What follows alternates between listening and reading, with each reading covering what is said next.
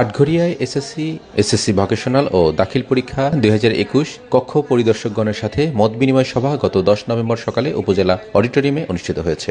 এ সময় কক্ষ পরিদর্শকগণের উদ্দেশ্যে বক্তব্য দেন উপজেলা নির্বাহী কর্মকর্তা মাকসুদা আক্তার মাসুদ।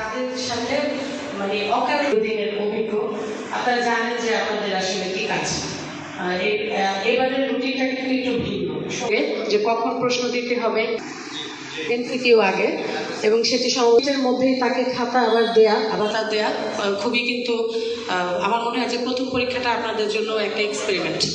তো আপনারা যথাসাধ্য চেষ্টা করুন আগে ছাত্রছাত্রীরা তখন থেকে দায়িত্ব উনি এটা ব্যাখ্যা নেওয়ার একটা বিষয় আছে। আসলে কি যৌক্তিক কারণে, কি কারণে সে দেরি করে ঢুকছে, তারা দীর্ঘদিন ধরে এখানে আমাদের এই ধরনের পরীক্ষাগুলো এসএসসি ভোকেশনাল তাদের যথেষ্ট অভিজ্ঞতা রয়েছে।